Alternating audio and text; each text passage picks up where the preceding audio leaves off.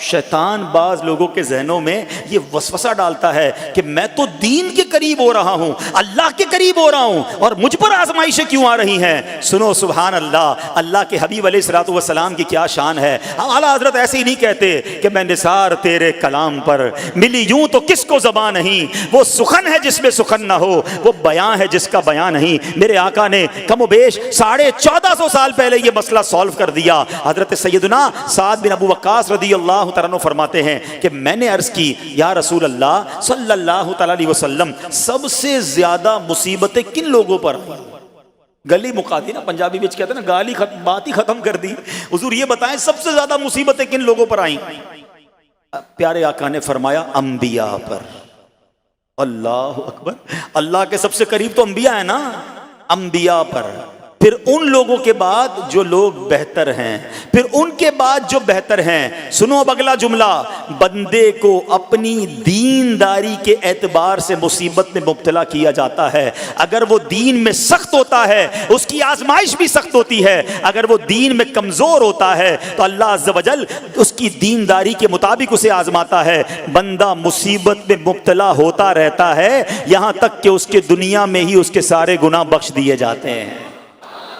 گویا اللہ کی یہ رحمت ہے کہ بندہ بڑا نیک ہو رہا ہے، رب چاہتا ہے کہ اس بندے پر آزمائش بھیجوں، میرا نیک بندہ صبر کرے، اس کے گناہ معاف ہو جائیں اور میرے پاس آئے تو اس کو جنت میں داخل کر دوں۔ اللہ اکبر۔ اے پیارے اسلامی بھائیوں، یاد رکھنا، اب جو میں نے ایک سوال قائم کیا تھا نا کہ یار میں تو دین کے قریب، میں تو اللہ کے قریب ہونے کی کوشش کر رہا ہوں اور ایک کے بعد ایک آزمائش آ رہی ہے، یہ کیا ہے؟ اب ایک اور حدیث سن لو، سبحان اللہ۔ حضرت سیدنا انس رضی اللہ تعالیٰ عنہ سے روایت ہے، سرکار والا تبار، ہم بے کسوں کے مددگار، شفیع روز شمار، دو عالم کے مالک و مختار، صلی اللہ تعالی علیہ وآلہ وسلم نے فرمایا، جب اللہ عز و جل کسی بندے سے محبت فرماتا ہے، سننا ذرا غور سے، اللہ عز و جل جب اپنے کسی بندے سے محبت فرماتا ہے یا اسے اپنا دوست بنانے کا ارادہ فرماتا ہے تو اس پر آزمائشوں کی بارش فرما دیتا ہے۔ اللہ کریم اس پر محبت بھی فرما رہا ہے اور آزمائشیں بھی بھیج رہا ہے۔ دوست پر آزمائشیں کون بھیجتا ہے؟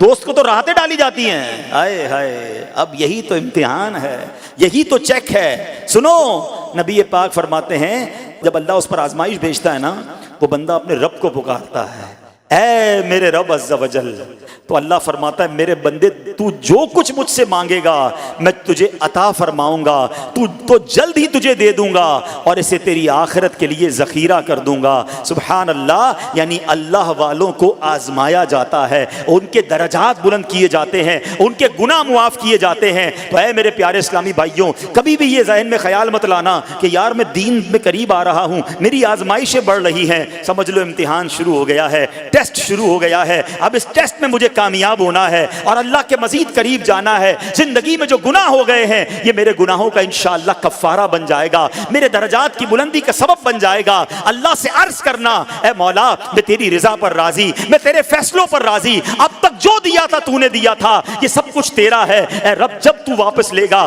میں اس پر راضی۔ جب یہ ثابت قدمی نصیب ہو گئی پھر دیکھو غیب کے خزانوں سے کیسا آپ کے دل پر سکینہ اترے گا، پھر کیسا آپ پر رحمتوں کا نزول ہوگا۔ تو اے میرے پیارے اسلامی بھائیوں، مصیبتیں آ چکی اور آنے بھی والی ہیں، پہلے ذہنی طور پر تیار رہنا، مگر صبر کرنا۔ یہ چند دنوں کی، چند گھنٹوں کی، چند لمحوں کی مصیبت ہے مگر یہ تمہارے درجات کو بلند کر دے گی۔ رب کریم صبر کرنے والوں کو پسند فرماتا ہے۔